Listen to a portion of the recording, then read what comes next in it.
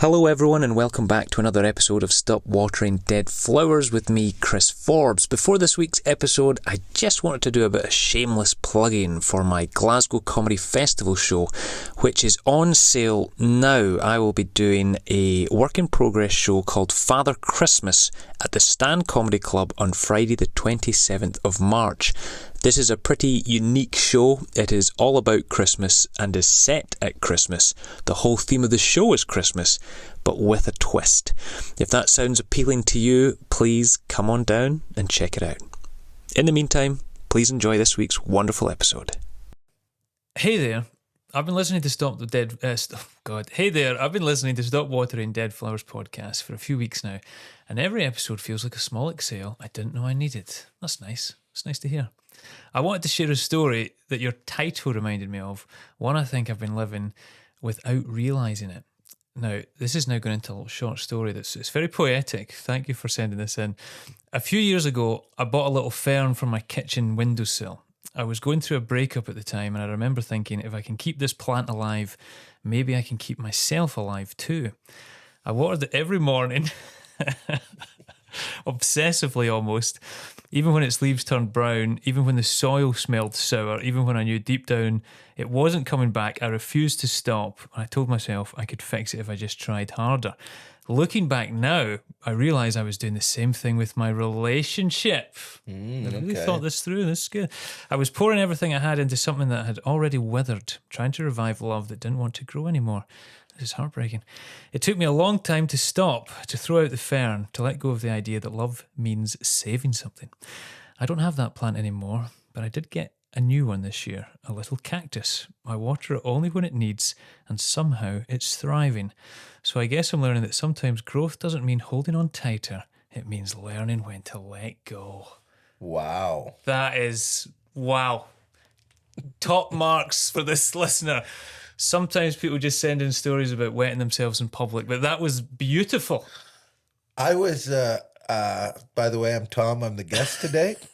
I was blown away when he mentioned if his fern die, he'll kill himself. Like, when he said trying to keep this thing alive meant I might be alive.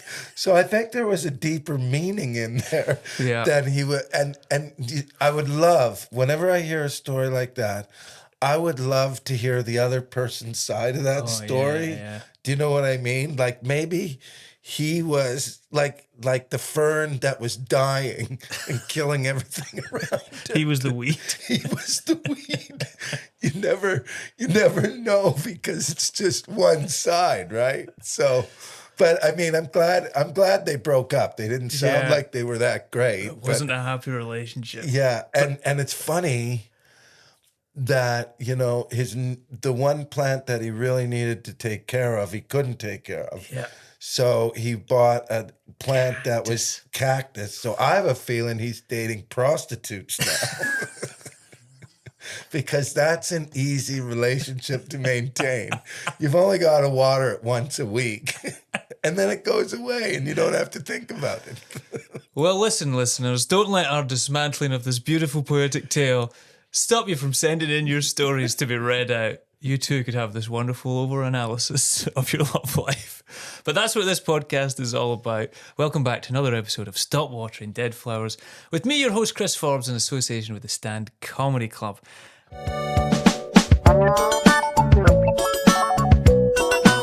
Stop watering dead flowers. I'm delighted to say that our guest today is, as you've mentioned yourself, the wonderful Tom Stade. Just one of the best comics going, really, and have been going, as you keep saying, for a long time, but you've been at the top of the game for a long time. And the story I wanted to tell you before we came on air, I said, I don't think you're aware of this. The first time I ever heard a set of yours was when I was pre-comedy. I'd never done it before, and I was still very much in my basketball phase of life. Wasn't too long back from America. And the team I was playing with in Scotland, they had a player called Greg Fulton. And we both loved comedy. We both loved Billy Connolly. And he said, oh, you got to listen to this guy, and gave me a CD when it was still people doing comedy albums. And it was Tom Stade live at Glasgow Jongleurs. And it was the funniest thing I'd ever heard. And this sounds really naive, but I think back then, 20 years ago, if you didn't know the comedy world or the comedy circuit, people were only aware of who the big TV comics were. And that was like, oh my God, there's a whole other world of these people that are gigging all the time on the circuit, that are killing it, that are 10 times funnier. And that was kind of almost my entry into the stand-up world, was hearing that set. Wow. uh, you know, Chris, okay, like when I hear, first of all, I'm honored. Yeah. I'm always honored anytime that you can affect somebody's life or influence them in any way. I mean, that's a privilege. Do you know what I mean? Yeah, Like if yeah. you like, there's a lot of people who that they hear what you do and then they want to do it, and then you're like, okay, but don't do it so well because I still need a job. No, I'm just teasing. But that's amazing because we were talking about it before. Yeah. Is I was like, when I started, I never thought I'd make it to 55. Are you crazy? Are you nuts, man?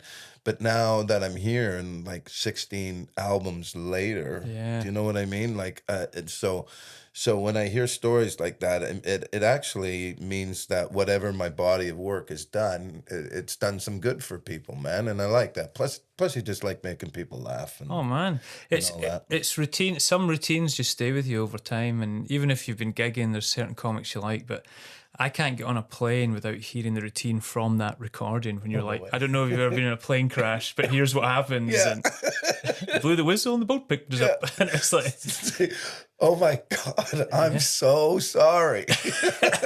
I'm not going to tell you the punchline to that one because I feel Chris is a family-friendly guy.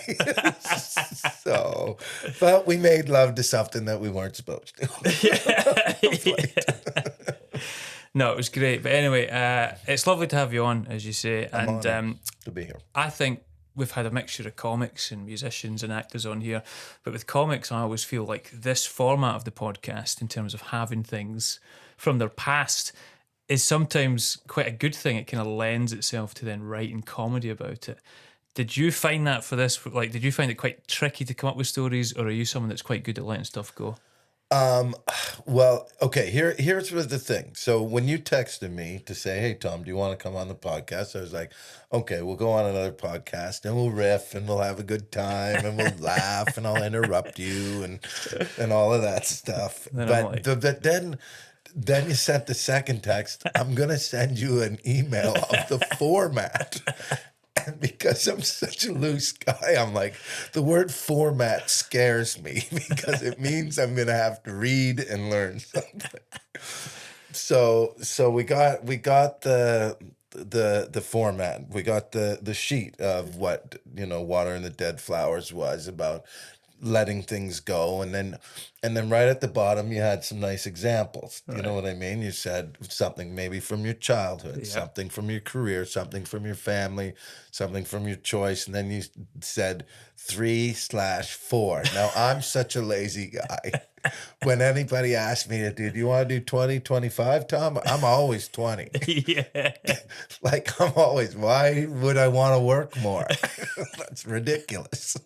Nobody on this planet wants to do that. So I liked it. So I picked 3. Now, when I was thinking about it, we were doing me and my son Mason, we're doing the 48-hour film challenge in between, man. Instagram, you were doing that. One of my favorite things to do, and I was sitting there saying, because we've done it so many times. We've won some awards. We've made some really shitty ones, but we've made some great ones. Because I don't know if you've been there, Sean. You know how hard it is. Yeah. It's so hard, but it's so fun because everybody's freaking out and losing their shit. Like I doubt Martin Scorsese could even come up with a good one in 48 hours, man. Okay, Martin, go. Yeah. And you have to have a banana. So anyways, I was sitting there and I was looking at him, and they're all men now. Do you know what I mean? They're not my kids ain't kids no more. They're tougher than I am. They're smarter than I am, and way more talented than I am. But I was watching them, and I thought of one with Mason from when we were sitting there thinking, and I thought there was one time with him that I felt really bad that that changed how I do things. Oh yeah. With one of the things that happened with him in high school. Right. So just being around him, being so proud, watching. Oh God, we got to change that sound. I was going, man. I remember a time when I said something to you that was just, I was wrong. I got to really start thinking about other people instead of myself, and that was at one moment. So I've got that one. Okay. I've got another one, so I thought that I'll tell you one where I felt really bad and learned something. Okay. I've got another one on where I was angry, where I felt injustice that I've never let go. This is great. I feel like you're working your way through the Yeah. 7 dwarves. Yeah, man, 7 dwarves. We don't call them dwarves anymore. Jesus, who is this guy? There's 7 people of short stature. Stop it. I'm embarrassed, folks. What are you next? You gonna call them broads? Sorry, ladies / men. So I was thinking about when I was his age. Okay. Okay. So there was a big pivotal moment that I always have in my head that I just can't forget. And then when I was thinking about the career, I was thinking of a really funny one that was it was just ridiculous, but it was like a history-changing moment that happened for me, something that is so unique to me. Yeah. That, like, no other comic has ever done it. Well, they have done it, but me and a guy named Phil Butler were the first people to do it, and I'll never forget that day. So Chris, I'm going to give you your pick. This sounds great. We never get a wee precursor. It's like we've seen the thumbnails of the stories, and now we get to see the full thing. Yeah, I didn't want to let you down, Chris. so, and this morning... Listen, your 3 will be better than other people's 4. Oh, okay. I feel like you've got a strong 3. I got a strong... Leave them wanting more. Okay, kids, that's what we do here. That's why I do 18 on a 20. Yeah. I leave the manager wanting more. Well, traditionally we would start off with like the childhood one, but it feels like you've kind of plotted an emotional journey through them all. So I don't know if you want to start on a particular one. Is the kind of childhood one your angry one you were saying that the changed? Childhood one was an angry one, yes. So should we Let's start there? man. Let's start there. Let's go there. Okay, so I've always in my hometown of Quesnel, British Columbia. Okay, that's where I'm from. Okay. And I love Quesnel. I loved growing up in that backwards ass place. There's so many memories for me there. But I was a badass, they would say. Like, I was that kid that started drinking at 13. Do you know what I mean? Like, and I'm pretty sure Glasgow can relate to that. Yeah. Glasgow's probably like 13, Tom. Try 9. Yeah, I was going to say it's starting to make sense why you live here now. It's like you found your people. Yeah, totally. So fast forward. So I'm in school, right? We're in high school now, 13, 14. Here it's all weird because here it's year 1, year 2, whatever. For us, it's grade 1, grade 2, and all the way up to, because once you hit year 13, what happens? You go back to S1 or something like that. Like it's algebra for you guys. Like this. What year is he in now? 2? I thought he was in 2 6 years ago. Yeah. No, he's gone. Never mind. I never thought about that, but yeah, you're right. So for us, it's grade 1, grade 2. So grade 8 is where you hit high school. Okay. Now, so in my school, we have junior high, senior high. Okay, so 8 to 10, I went to a school called Maple Drive Junior Secondary, where, believe it or not, I was high school president.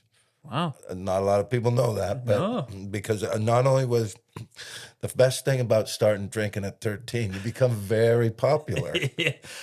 And I was going to say, were you like the kind of academic president, or were you just like the cool no, president? I was You were cool the cool president. guy. No. In fact, I destroyed the academic president. I was your first Donald Trump because I too was also impeached. And that is a true story. Did you have kind of natty slogans and stuff for your campaign? Yeah, I did, man. Boys and girls, can you say? I went up there. I did my speech like I was Mr. Rogers. Right. Boys and girls, can you say president? And I had the whole speech. It was great. And I remember my buddy John Weirs counted the ballots. And the person I was against, I said, "So did I win or lose?" And John turned to me and he said, "Can you say landslide?" Right. And I was a good president. I got our drama department stereo, and I got glass backboards. I was actually pretty awesome. But I Built walked a big wall around the school. Yeah, total wall. Nobody could None get of you foreigners are coming into this school. This is our And by education. foreigner, I meant people that live down the hill. Yeah. Everybody was right there. So anyway, so I get impeached because I went out walking. So you need to know that history of who I am. Okay. So the next year I got to go to senior high, which is 11 and 12. Okay. So senior high is where all the big people. So they don't really know me there.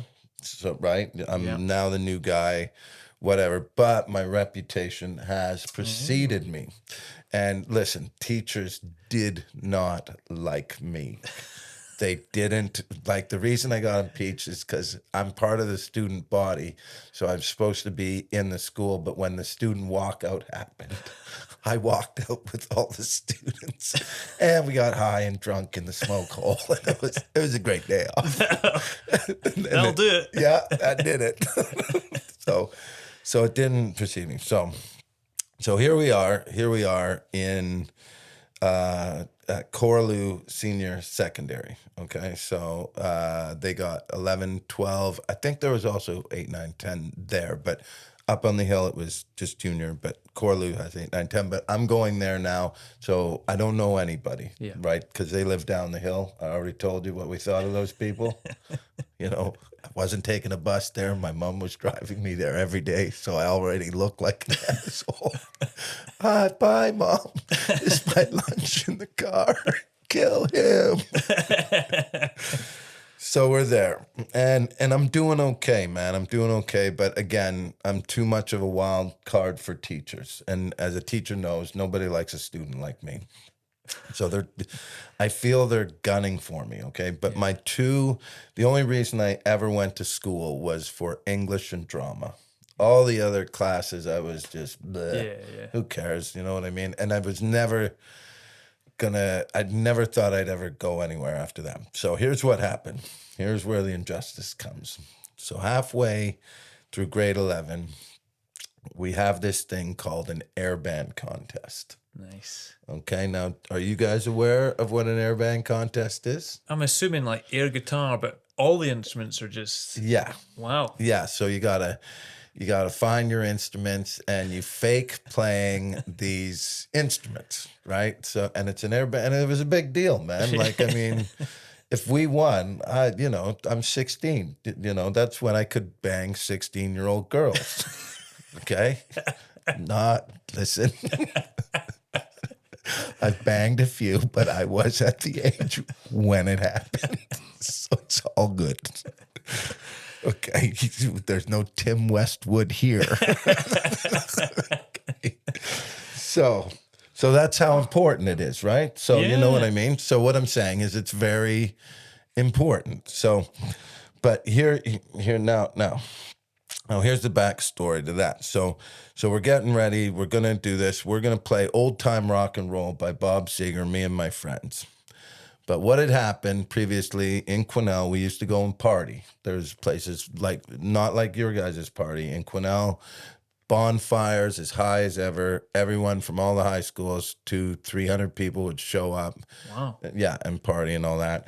And me and my buddy Bruce and Rick, we used to break into Bruce's grandma's house because she left the key under the mat, and we'd go in there and steal her booze to go to these parties, right? But so for the airband contest, so me and all my buddies were there. We got no booze, right? We got no booze. And I'm like, I know what we can do. I'll break into Bruce's grandma's house without Bruce. Because if you're breaking in with Bruce, it's okay. Yeah. But if you're breaking in just on your own, that's like not okay. Yeah. So not. I see my actions now, Yeah. right? That's just a crime now. Yeah, it's just a crime. Before it was just kids stealing. Yeah. Now I'm like, actually. So I go in there and I get this bottle of Kahlua. They have this bottle of Kahlua. And so I'm a hero to all the band guys. So I go, I got booze for after this air band contest. That's great, right? So I put it in my bag and we're there. And we finished the air band contest and I go to get my bag and the booze is gone. Okay. Now, who found the booze? Not a student, not anybody, but the freaking vice principal. To this day, I still feel like I was ratted out. Okay. And so now I'm the next day I'm hauled to the office. Okay. Number one, I'm hauled to the office because where did you get this bottle of Kahlua? Number one. Yeah. So I'm lying there, but my buddy Bruce is going, Tom, that's kind of funny. You got a bottle of Kahlua. My grandma's saying she's missing a bottle of Kahlua. And I'm like, that's a coincidence. But that's not the story. So the story is so now we've got a real big problem. The teachers, you've got booze on the school premises. Yep. You got it at a thing. You were going to distribute it to other students. I was a hero to those other students. Those other students were just as mad as I was. Yeah. These innocent people that I'm corrupting. So my mom gets a call, and I'm sitting in there with my mom. She's not having a great day. And so they go, you have to go in front of the school board council to figure out what we're going to do with you. Do you know what I mean? Yeah. And this is where I'll never forget. I hate Brad Smith. I goddamn hate him. Brad Smith. Yeah, and Vice Principal Brad Smith. Because here's the other thing. Brad also kind of loved me too because he was part of the Quesnel Little Theater, which I was always a part of. Right. So I thought, okay, he found it. He's going to be lenient. Do you know what I mean? Because he's on that board. And so you go in there, and you plead your case. Yeah, do you know what I mean? You plead your case. And there's a bunch of them. And I'm like, okay, well, Brad's there. He's going to be on my side at least a little bit. What had happened, I could not have ever imagined. Oh, wow. So I pleaded my case, and he said, and then you come back in, and they're all standing there. Now that I'm adult, I can see the smug little things go. It was like we finally got him. Oh, no. We finally got Tom. We finally caught him. And so I go back in there and they go, they say, Tom, listen, we reviewed it and we're not going to boot you out of school. And I was like, oh, thank you. Okay, cool. He goes, we're going to suspend you for 10 days. And I'm going, like, thank you for that vacation. Yeah. 10 days off without having to bring a note. Are you kidding me? Result. Well, you'd think that. And then they said, but you are now going to be banned from all extracurricular activities, which means they took away the one thing that I went to school for was drama, to go to be in, so I wouldn't be able to be in any plays for 11 or 12. So I would just be sitting there in English and then 7 other classes that I could give a crap about. And I just stood looking at Brad Smith and I was like, this is your fault, man. Number one, why would you even look in my bag? Closed bag, hidden on the thing. How did you find it? Someone must have ratted It was so ratted me out. And the reason that is such a pivotal moment for me that I'll never forget, and I'll never forget his name. I'll never forget what he looks like because I hate his goddamn kid too. He was a geek. His kid was at that school, and if he had found booze in his kid's thing, he would have been lenient. But for me, it was like, I got you. It was like Ferris Bueller? That guy. And so he suspended me for 10 days. And Chris, here's the real thing. That was the day that I quit school. Oh, really? And I never went back to high school again.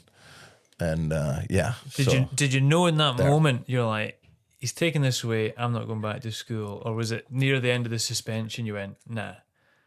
Well, as soon as, because the problem with him was he knew. Yeah. He knew because he was with me. He knows how much I love drama. He was with me in the little theater outside the school where I was like their golden boy and everything to do all that stuff. He was intentional hitting you where it hurt. Yeah, so I picture them in that meeting going, well, how can we take him?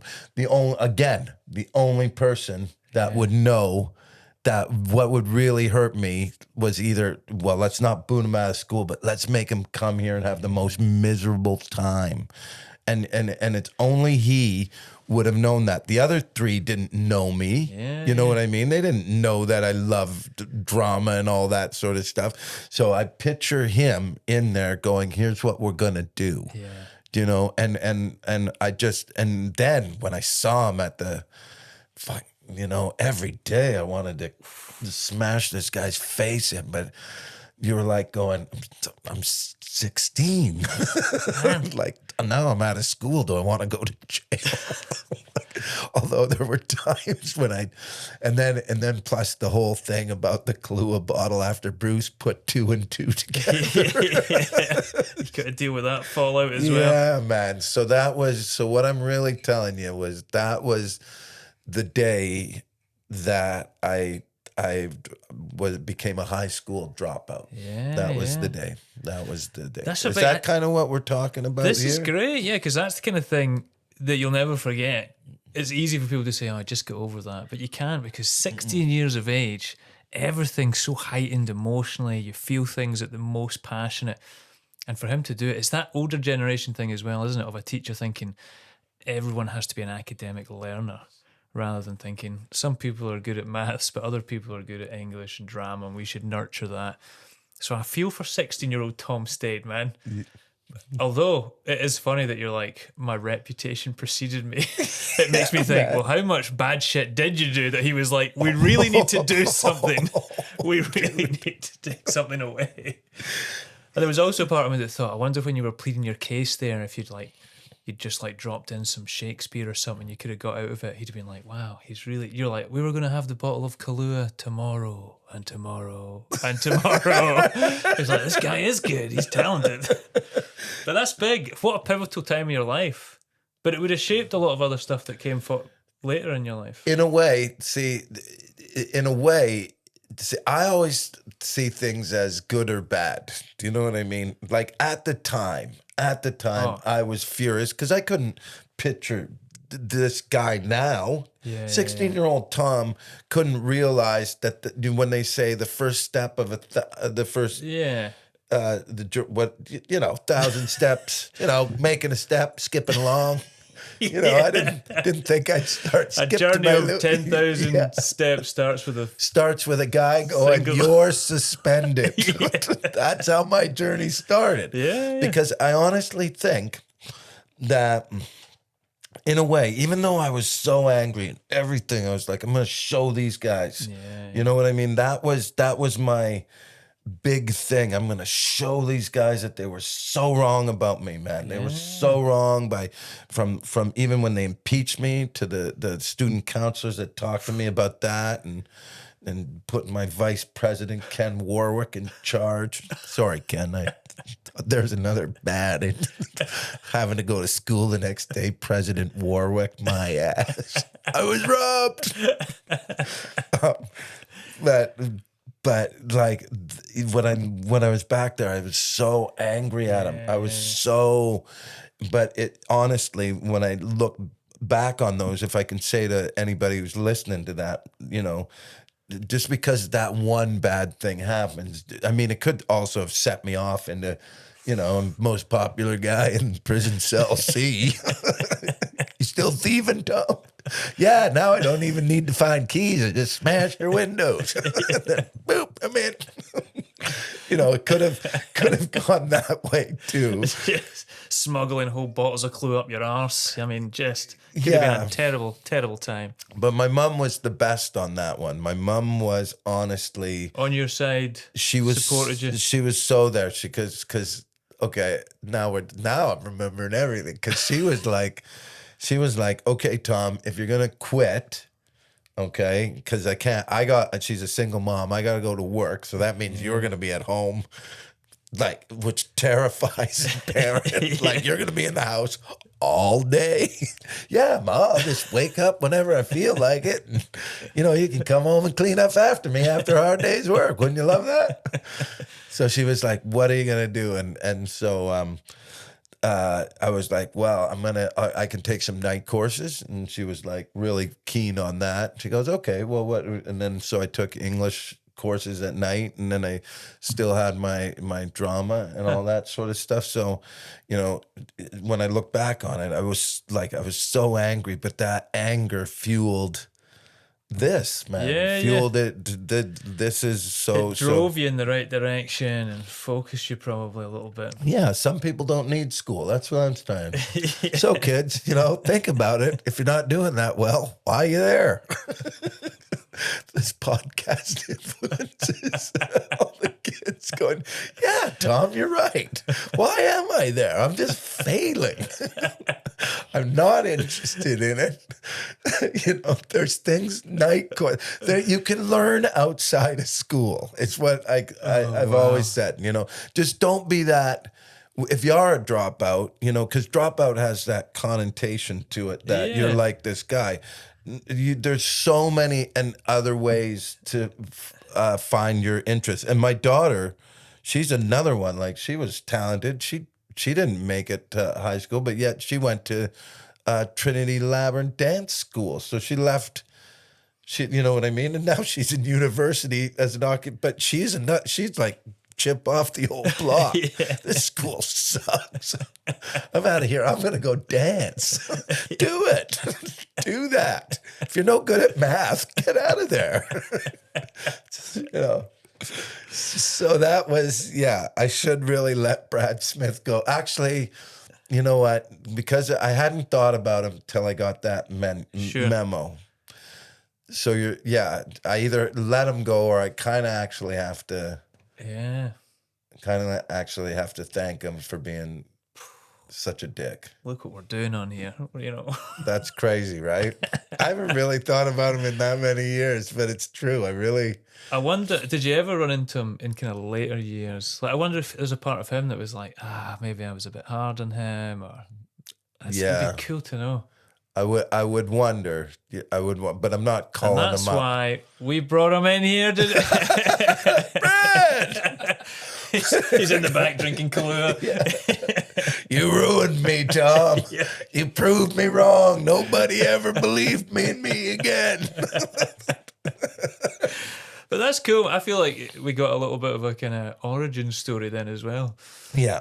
For what steered you in that direction. So when did you start comedy? When was the first time do you think you did your first gig, even though you were into drama and stuff? It would have been 1989. So what had happened was, Are we still on to that same story? I'll tell you the rest. What happened was that I went and I did drama courses. I took a summer in Western Washington University in Bellingham, Washington, to go learn acting, which was everything like my mom. I was like, okay, I'll learn. I got no problems with that. So I went down there, and in the summer times, I made a lot of money because I went out tree planting, so I needed money. So tree planting, so 17, 18. And I think I did one more year after that in 89, the summer of 89. And then I got oh, Jesus, now we're going crazy here. So then this is how comedy started. This is real. So in that tree planting time, I was tree planting in Prince George. I met a guy named Craig Campbell. Everybody knows who Craig is, right? And we hit it off, man. I think I was 18 when I met him. I snuck into the bar because I was with tree planters, so everybody was super old. So I just sort of walk in with them. Who's Shorty? Hey, can I have a drink, please? Shots for everybody. He was on stage, and he didn't do that well, but I liked him a lot, right? Yeah. And then the next year, what they do is they have these casting calls for CBC, which is a Canadian, same as the BBC, but it's the Canadian version. And they have these casting calls to find any Canadians, because Canadians are like that. Let's help all the other Canadians, get on there, come on down, audition. Maybe we can get you in some government program or something that people will not want to watch. But I go down there, and so I get my casting calls. So you write out the thing, and all of a sudden CBC goes, "Hey, we'd really like to see you, Tom." And I was like, "Oh, that's great, man." So I go in there, and I read, and this is also a big story. So I read in front of this guy named Sid Kozak, and he was a big casting director, man. And I rocked it, Chris. Yeah. I rocked it. And he was like, and I was in there. There was Dom DeLuise's kid. I didn't know it at the time, right next to me. And he said, "You'd be perfect for 21 Jump Street, Tom." And he goes, "Who's your agent?" And I go, "This is a casting call." I was like, "What the fuck? Why do I need a name? You called me, man. You called me. And if I'm good, can't you get me an agent?" And he's like, we don't do that, Tom. I'm a casting director. Go get an agent and come back. And there's another lesson I learned. You ever call around like you're so naive and dumb that you're like, you call up like big agents, say, "Hi, I'm Tom. I need an agent. Will you represent me?" Yeah, not easy. Yeah. Click, click. What? Why don't they want to read Sid Kozak? Click. I was that. Click. And then I went to the Punchlines Comedy Club that night, and Craig Campbell was there, man. And that's when he said, "Hey, man, you want to try?" I told him everything. He goes, "You want to try stand-up?" And I was like, "Yeah, I'll give it a go, man." And so he got me on my very first amateur night about 2 weeks before my 19th birthday. Oh, wow. Yeah. So you started young. Mm-hmm. Wow. Mm. Well, this is a good place to maybe segue into your career story then. Ooh. Something that happened between that young 18-year-old Tom and now. When did this story take place? All right, I'm really excited. What? People want to hear about me? Yeah. Stop it. This never happens at my house. Oh, another Tom story. Please, family, sit down. Let me tell you the legend of Stade. How you all got here. Actually, as a quick aside, I remember, in terms of you telling stories, the first time I did a 10-minute open spot at the Comedy Store, and you'll have seen people coming and going throughout your time there, but I'd won the Gong show, the King Gong thing, maybe like a month before, and I'd went down for my first 10-minute open spot in Manchester, and it was you and Dave Johns and me. I can't remember who else was on, but there was a whiteboard in the green room, and I was all nervous and all that. And you're like, "Chris," and you started to draw a picture on the whiteboard, and it was a mountain, and you're like, "This is the Comedy Mountain. Right now, you're down here at the bottom of the mountain," and then you're like, "I'm up here on the top, and here's Dave. He's on the way down on the other side," and did this whole big spiel, and I was like, "Who is this guy?" I'm your hero, remember? That's awesome. It was one of the first times I'd met you, given that I'd only heard you in the CD as well. So yeah, it was funny. Your mad little tales. Chris, that is so awesome because like everybody always, this is side note. If you're going side note, I'm going side note. Here's a side note. Everybody always goes, Tom, you should write a biography. And I'm like, I barely remember anything I've done. That's how lovely wasted I was. I just loved the lifestyle of comedy. I loved the parties. I loved to being that social butterfly, the guy that talked too much, the guy that always wanted, like, now I'm a little, you know, if I lived the lifestyle that I lived back then, now we wouldn't be doing this podcast. I'd be in the hospital going, hook the dialysis machine up again. Before we got on that call, I've reminded myself about another one of my favourite lines you said, and it wasn't on stage. It said one of these kind of party nights. I think it was at end of Fringe party at the Stand Comedy Club in Edinburgh. And it would have been one of my first or second times I was through at the Fringe and even getting to go to the Stand party. And people, you're a fun guy. It's like people like to meet you. And I'd maybe met you in passing, but I just remember on the other side of me, another comic was trying to introduce you to another comic called Wouter Meijs. There was a Dutch comic. Walter Meijs. He was called Wouter. Yeah, Meijs. the Dutch guy. Yeah. Oh God, he was a character. I don't think you'd met him before that night. But whoever the guy went, Tom, I want you to meet Wouter Meijs. And you just went, hey, I'll send him a Christmas card. And that was it. Kept going. And it didn't seem like cruel or rude. It was like, they got this kind of unique Tom Stade interaction that in the middle of August as a way of introduction. He's a Dutch guy. He'll get on his bike and he'll get out of here. Why don't you pedal on home, Walter? Walter. Who names their kid close to Walter? It's Walter. Wouter. It's Wouter, right? That's him. Yeah, Wouter. Yeah, I did a gig with him in Amsterdam one time, and that's when I realized this guy's mental, man, because we're in a nice restaurant, and we're finishing our dinner, he finishes his, and then he starts licking his plate. He's like this. I'm going, you're either doing that, if that's a natural thing for you to do, I never want to eat with you again. No, his dad was a cat, so that's what happens. It's probably posting things. I biked 500 miles. Of course you did. You're Dutch. We count steps. You guys, I got on my bike and rode to Norway this afternoon. Congratulations.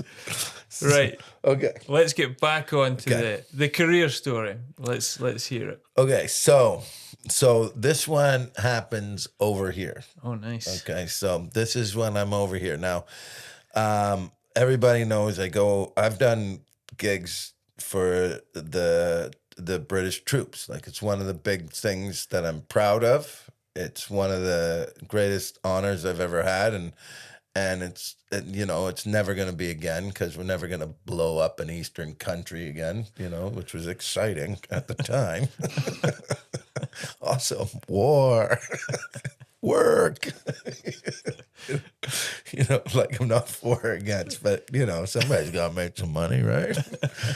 But whatever. I love the British troops. You got to understand. I love them.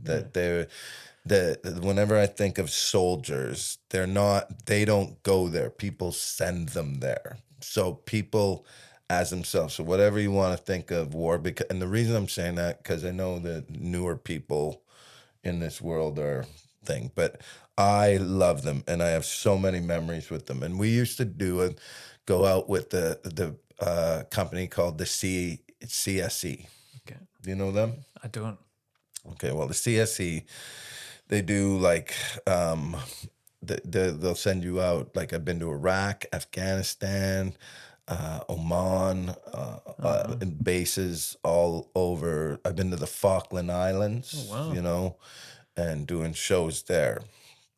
But so I need you to know that, right? Yeah. So they send you in to entertain the troops, and it's fun, man. It's fun. It is. Like, Yeah. I know it's war. I Yeah. know there's people suffering, but on the base, it's Yeah, they must have really loved having that release did. valve of having a show. And Dude, Yeah. we went to places like we went to Camp Bastion. We went to I'm gonna tell you but all of them, whatever. I don't know why I'm losing my shit here now, but we've been to Basra. Oh Jesus, there's so many, but there's 3 or 4 central operating bases Yeah. in Afghanistan, and I know the soldiers will remind me.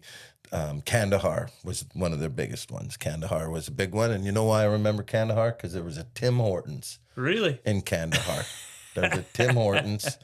It was a big. It was like a boardwalk, and you'd have all the English and British and Scottish and Welsh troops. British, Scottish. Like, I've got it. British should cover them all. That's plural for everybody. That's plural for everybody. If you want to put them into, like, break them down into what does British break down into? Well, it's 3 groups.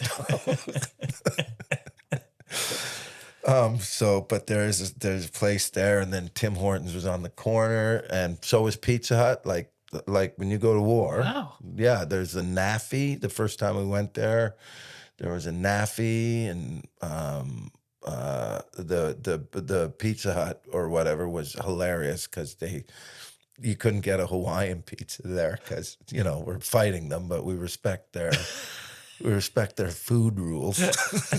Like, so you're in Afghanistan, like, fighting off the Taliban, killing people, but hey, whoa, no ham. Yeah. No ham. Which we all laughed at. And so we're there, and I'm getting good at these, man. You know what I mean? Yeah. So I'm going over there lots, right? So I'm there. And then they have this big idea. Now where we would go, Chris, would be called the Cobb. Do you know what a Cobb is? No. Okay, it's actually it's like a C dot O dot B. You know what I mean? So it's an acronym for Central Operating Base. Okay. Okay, so that's where all your big armies go. So that's your main army. You go. Nobody's taken out the Central Operating Base. Not anyone's getting near there. Yeah. It was fun because they used to show us all their cool stuff. Like, Did you always feel safe? Like, or at times did you think? No, I've been bombed. I've been run, and then you'd run behind some blast barrier. Like, is this it? Are we gonna die? God, yeah. Thank God they're paying me well. That's a heckle and a half, isn't it? Oh, dude. You know what was really funny is because I am Canadian, but I'm also British, right? So I've never done a gig for the Canadian troops. Right. I'd done a gig for the American troops when I was in Kuwait, which was another hilarious story because I did the thing, and then they told me, hey, Tom, do you want to go and do this gig after the army gig in Kuwait? They said, do you want to go and do this other gig at I think it was like a lacrosse thing? And I was like, yeah, I'll go and do that. It's another gig, double up in Kuwait, huh? And I'll never forget, because then after the gig, 2 guys go, hey, you want to smoke some hash with us? And I'm like, in Kuwait? And then I'm like going, this is like lifetime jail shit. And then I went, yeah. So I got to smoke hash in Kuwait, which is another awesome thing I've done. How's that, Brad Smith? Did you ever think I was going to do that? So anyways, go back. So You're we're in in the Afghanistan. Cobb. We're in Afghanistan, and we always go to the Cobb. So the CSC got this idea to do a show in a fob. Would you guess that might be? So you had the command operating base. So now you got the operating F. base stays the same. What would F stand for? I don't know. Fighting. Fighting other war words. Probably deal with direction. Because you've got central. Front. There you go. Wow. Yeah, forward. Oof. So a fob is a forward operating base. And what a fob is you are on the front lines of a war zone, okay? You're on the very front lines. Like you are like where I'll get to that after, okay? So me and a guy named Phil Butler, and there was John Fothergill, I think Sean Collins, I want to say them all. We're all getting ready to go over there. And by the way, just so everybody knows, let it be said that me and Phil Butler were the first comedians in the history of war, to do a show on the front lines of a war zone. Yeah. Phil Butler. Now, Phil always goes, he was the first, because he was the opener. So I'm the first headliner to do. So I know everybody's sitting there, and I've got a picture of me and Ian and Phil before we went to this thing, and we got helicoptered, and there's a very funny story there too. But so to get ready for this, okay, this is the funny one that I'll never forget. So to get ready to do this, we have to go and take this course, right? So they got to test your hearing. They got to make sure everything's good. It was like when they tested my hearing, the guy goes, "Your hearing's good, but you're losing it." Oh, really? Yeah, it's going, "Thanks, man." I was talking about your hearing or mentally, you know. You're going to be okay. And what it does is it trains you to things like if you're captured, you stay gray. You know what I mean? If you're captured, then they teach you to stay gray. So if the Taliban captures you, if they ask you, you don't offer any information. But if they ask you anything, you tell them exactly what they want to know. You don't offer anything because if you tell them a lie, they'll find out, and then it's over. So it's what they call staying gray, and they teach you. Say you get shot. Say you get shot in the heart and all that stuff. You take a Sainsbury's bag with duct tape because your oxygen comes in and out and all that sort of stuff. So you put a Sainsbury's bag there. If you have a little bit of duct tape, you tape it in a U shape. So when you breathe in, it seals the hole. Oh, wow. And then when you breathe out, it lets the air out, right? Jeez. Okay, so it's like a trachea and all that sort of shit. If I'm getting it a bit wrong, but that's the basic thing to it. Again, not a big study. They're like, it's a Marks and Spencer's bag, Tom. It's not going to work with a Sainsbury's bag. What are you sheeping out on a war wound here? Yeah. So we gotta go and do that, and then it shows you like there was another one that was really funny, but wait, I gotta get to the part where the never forget part. Yeah. So we go there. We all go there on the first day, right? And I'm one of the first people to get to this hotel / area where we're gonna learn a whole bunch of stuff. And I get down there and I go into the breakfast area, and nobody's there, just me, right? Mm-hmm. But there's toast. There's somebody's made some toast, but it's like, I'm the only person here. Who the fuck, So I thought, you know what? I'm going to take that egg. I'm going to take that toast. I'm not wasting toast. What, did somebody just clink it and then pop it up? Somebody made that toast.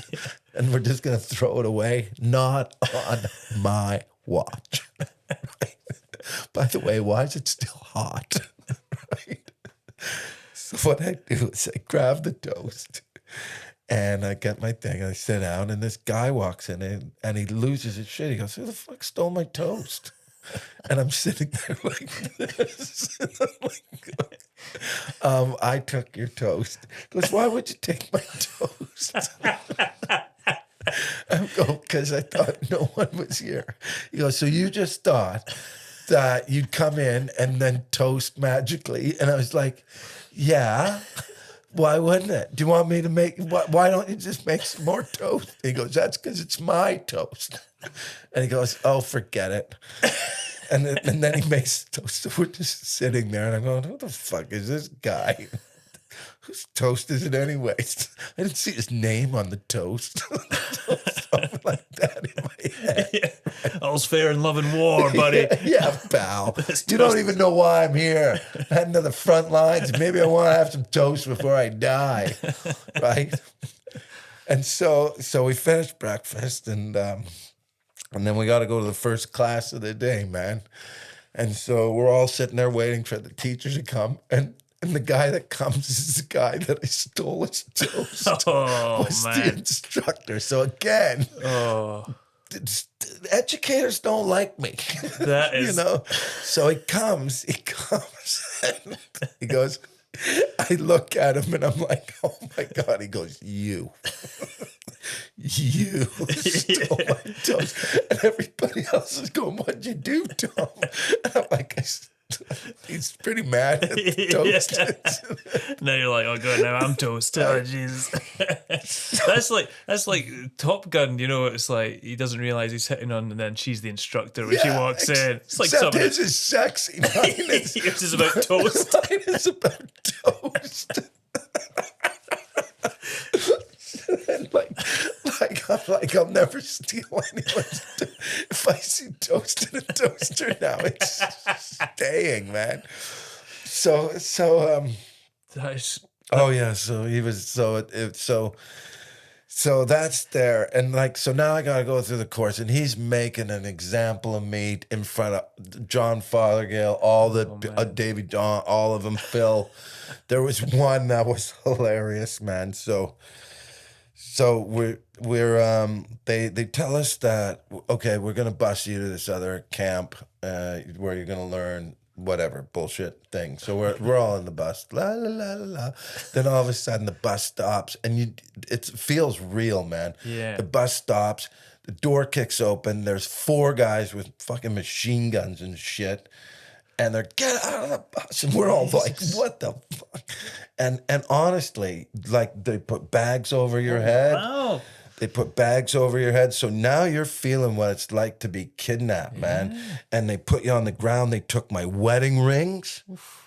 You know what I mean? And you're like, your wallet. That's why they say to stay gray. Oh, yeah. Because if you lie and they have your wallet, they know who your family is. They know how to see everything, right? Because they know you're married. You got rings on.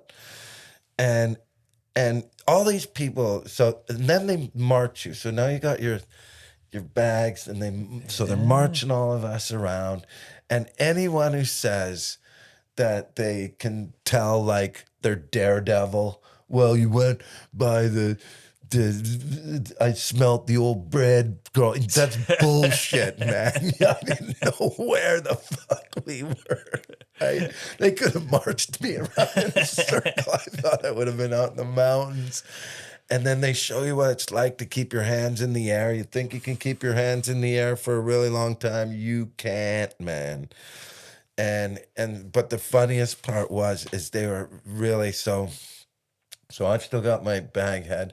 What I didn't know is they took the bags off of all the other comedians' heads.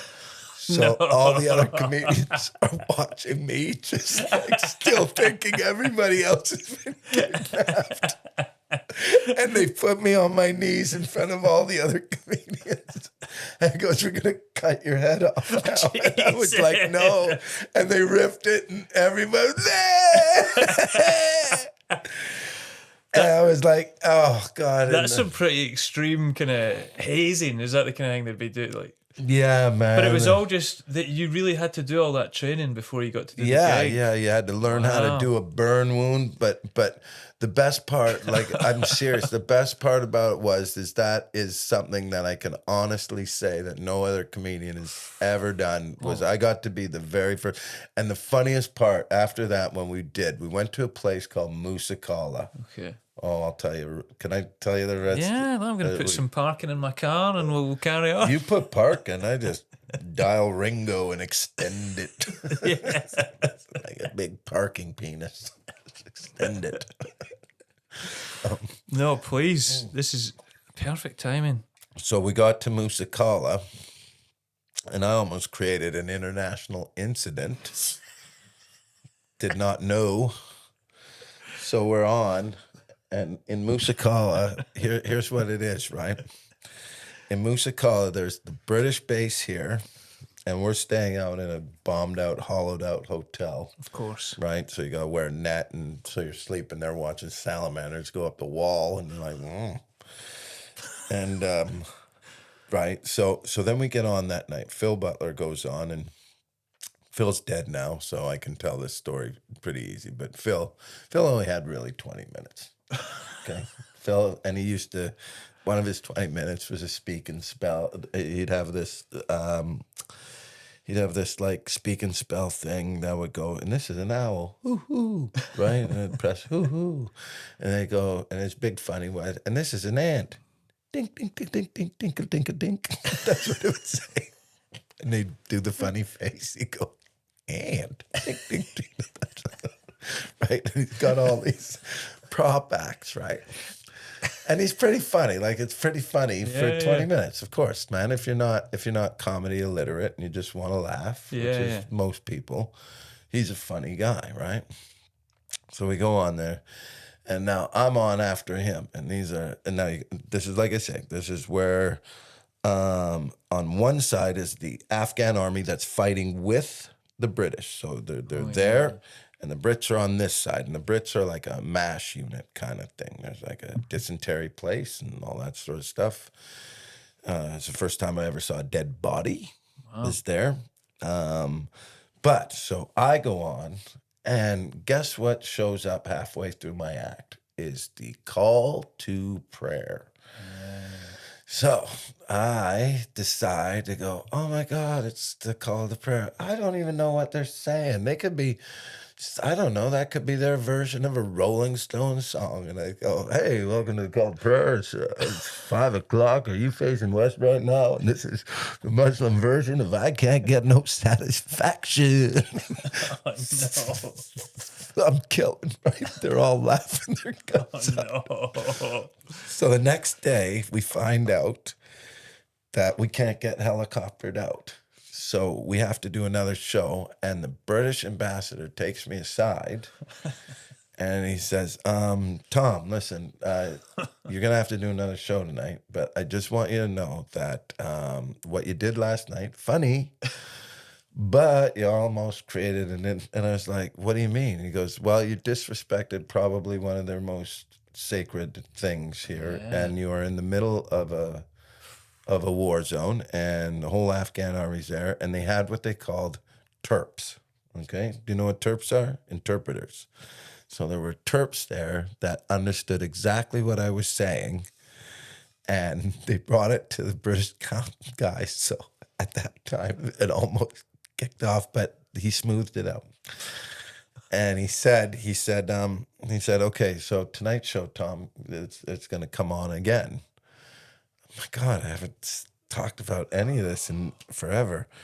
So he goes, the next night, it's going to come on again. And anybody who was at that show, please, if you're ever, I doubt you're listening to the Chris Forbes show, but any of you 7, he goes the next night. So 2 things happened that day. So the next show, Phil, in front of the same people who only had 20 minutes, had to do the same people. We couldn't stop laughing. Whereas I could do another 20, right? So we went there, and it was great, man, because so I'm going through it. And what I realized, what one of the soldiers said is, I told him about the Terps. He goes, yeah, they do understand, but they don't understand sarcasm or context. Yeah, you know what I mean? Yeah. Right? So I go, that's interesting. Oh, dear. And so I went on, and the call to prayer came on, and I went like this. I went like, okay, everybody, we need to take this really seriously. Okay. Now, what I want everybody to do is I want you to get up, and I want you to face west while we listen to this beautiful song. And everybody stands up, and we all face west or whatever. And you could just see everybody knew that, I was being serious, but I wasn't being Yeah, serious. And it was such a moment on that second show that the next day when we got help, they really missed me, man. They were like, that was so funny, because the Terp guys went, he totally, Yeah. thank He you, was Tom. respectful Thank that you, time. Tom. But I wasn't. But still, Yeah. But that's a great example, really. That's the epitome, really, of being in a situation where that is something that's serious, but you have to acknowledge it in a funny way. I'm a comedian, dude. I'm not up there to not make them laugh, but I had to figure out a way to appease both sides. And it was just one of those things that I'll never I like that there was forget that. all the stories But again. obviously I will forget it, because I did forget it. I just remembered it. All your stories have a Brad Smith person throughout. Yeah. Someone's always bringing you in. You can't do that, Tom. Do that, Tom. I bet you I can. I just have a whole bunch of people that just keep daring me. All right. So yeah, and to all the soldiers out there, that I love them all. It was such What a unique thing to such do. a memory, and such a great time in my life. Yeah. That's cool to hear about, man. That's nice. Yeah. Let's move on to Don't steal. So the message of that was, war. Yeah, cool. But Do above that. all- But above all, don't Don't steal steal toast. It's in the Geneva Convention, people.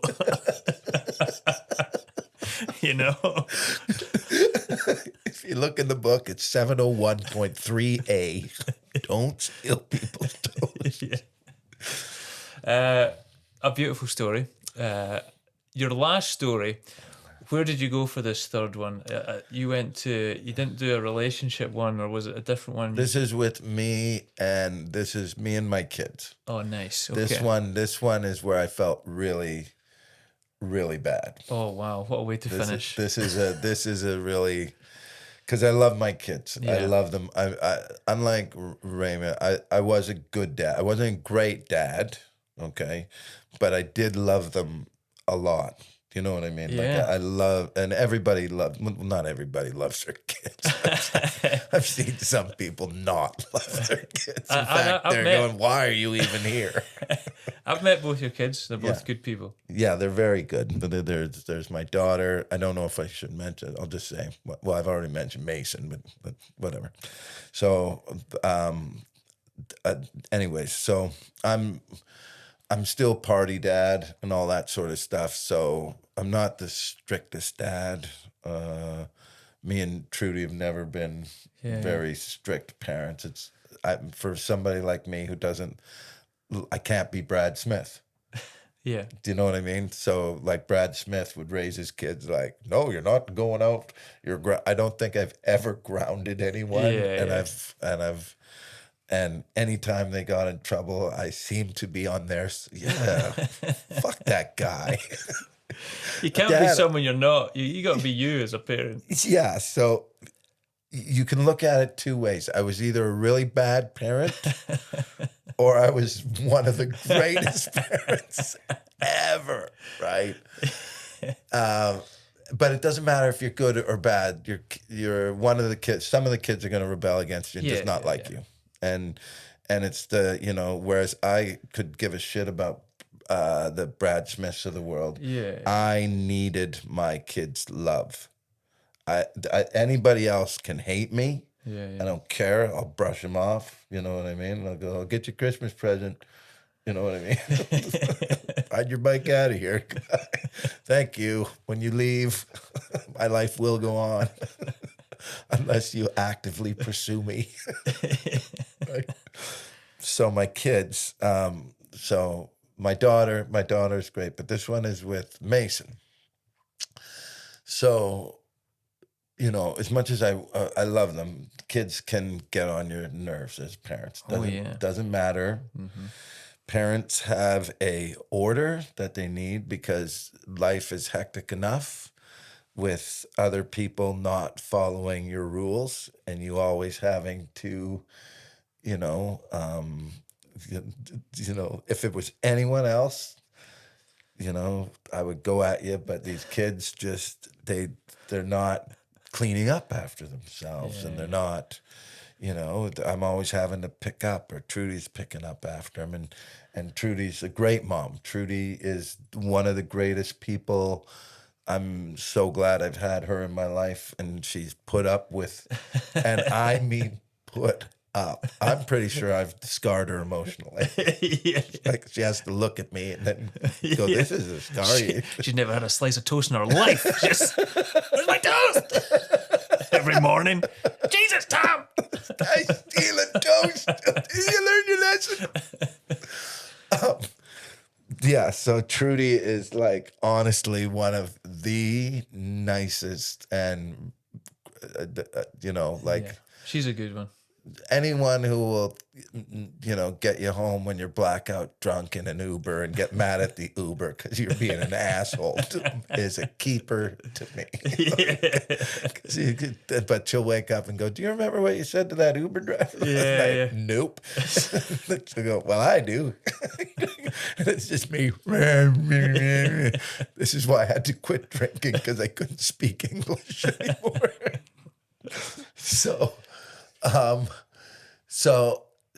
we're having one of these days where we're having a bad parent day. Mason is he's now on my hit list, man. Yeah. He is on this 15-year-old kid. I give him everything, and he just treats it like it's fucking, like I'm furniture and shit. You know, and I'm really just getting into me, you know what I mean? I'm being, you know, I do this, I do that. Like, I need to be validated, and these people are taking advantage. My family, how dare them not worship me like everybody else, right? And so he comes home, and this is where this is another one that it really changed how I see things. So he comes home, and fucking, I'm just waiting for him. You know what I mean? I'm just ambush. Yeah. I've been to the CSE. I know how the Taliban work. You're not getting out of this one. And so he comes home, and I just read him the riot act, man. I'm fucking losing it on him. And then he's in tears and stuff. He's in tears, like, more so than I was like, well, that shouldn't have been that. Shouldn't have. Like, I've read you the riot act. I've done this before, but, like, it seemed to hit a real why nerve. are you taking it to this point? Like, I feel like, oh my God. So I'm sitting there stewing. I'm in the living room getting my toast. God, I bought this toast. This is my fucking toast. That's what. But I can't stop going, man, you're such an asshole. You made a 15-year-old kid cry, you douchebag. You're an idiot, man. What are you, dumb? You Brad Smithed it, man. You Brad Smithed it. Look at you. When did you become Brad? Is this all of us? You couldn't do it. And so I went down, and he was there, man, like having a 15-year-old fucking breakdown. And I'm like, look, man, why are you being such a pussy about this? And, like, that's the kind of dad I am. Like, why? And what I didn't realize is he had the worst day at school. He had the worst day. Kids were banging on him. You know what I mean? Everything was going wrong. And then he came into the house to the one guy, safe space that just blew up his fucking safe space. And when he told me about all the things that happened, everything he said just broke my heart just a little bit more. I should have unleashed this on the fucking bitches that were fucking with my kid. Instead, I shot one of my own soldiers. And everything he said, and it kept hurting me. to the point where I was almost in tears, knowing that I was such an asshole, because I should always make sure how that other person, before I launch in, just thinking about me. I need this to have me. I need this to be selfish. I need him to know that I'm the guy and you shouldn't do, you know what I mean? And instead of thinking, oh, before I launch in, I should maybe ask him how his day went. You know what I mean? He's got stuff going on. Yeah, stuff going on. And so after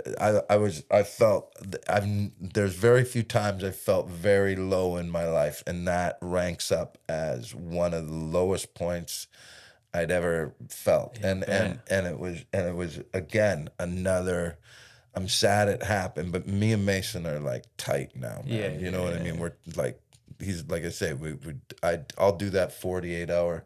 Me and him love it. I think I'm going to win the Oscar for this. No, it was like we were like all over the place this year. We were like, oh, this is good. We were like, we're going to win it. And then we looked at it and we were like, ooh. You know, okay, next year. We'll try again next year. We've covered a lot of different bases today. Yes. And I thank you for sharing all these stories. I feel, a varied career, a wonderful life, and it's just going up and up and up. You're on tour right now. I am, yeah. That carries into 2026. Yeah, if you want to, well, obviously, just go to tomstade.com for any tickets, but I'm older, so I need followers. So you people listening to the Chris Forbes show, the Water the Dead Flowers, Tom Stade Comic on Twitter. Just search Tom Stade on TikTok. You'll find, I'll be the one. You'll ding, ding, ding. Like, hey, that's a black Tom Stade. That's not the guy I was listening to on the podcast. Hey, I'll follow him anyways. He's cool. And then Instagram's a big one. So if you could follow me on Instagram, that would be amazing. I have a fan page, but if you just want tickets, I'm going all over Scotland. I normally go to Melbourne in 2026, but this year I've decided I'm going to switch from Australia, and I want to start touring all over Scotland. I want to be closer to home, so Australia, if you're out there, thank you very much for the opportunity to play, but unless I can fill a theater more than 30, I will not be flying halfway around the world. I'd rather fill a 30-seater in Elgin. At least I can drive home the next day and feel bad. I saw one of your dates you're doing is coming close to where I've just moved to. You're out in Erskine. Yeah. So that'll be cool as well. Yeah. We got Motherwell. We got cool Ola, O-A-L-L-O-A. I'm playing it. Aloha? I'm playing. I was like, wow, that's a good game. Yeah, I'm playing like all the little towns. I thought that would be the best, man, because there's always 100 or 200 people that nobody ever goes to these places, and I'm like going. They tend to have loads of great little beautiful old theatres or great town halls. They've all got these great spaces. That's what I think too, and plus I love Scotland is my home. Yeah. Scotland has been my home for a long time, and I really I love the English and I love the Welsh, but I like living up in Scotland. Yeah. Just because if all hell breaks loose, Hitler didn't even bomb. Well, he bombed Glasgow, but I live closer to Edinburgh. So when Putin gets all angry, I'll be like, I'll love it, just like Hitler did. Well, listen, Tom, what a note to go on. But we're happy to have you in Scotland, and I'm happy to have you on the podcast. Thanks for coming on. Thanks to everyone for listening. Thanks as always to the Stand Comedy Club. Thanks especially to the Patreons. And again, feel free to sign up. Just go onto the Instagram page, look up the Patreon link if you want to subscribe. £3 a month, less than a price of coffee. But one more time, big up for Tom. Keep checking out all the guest stuff, and we'll see you next week.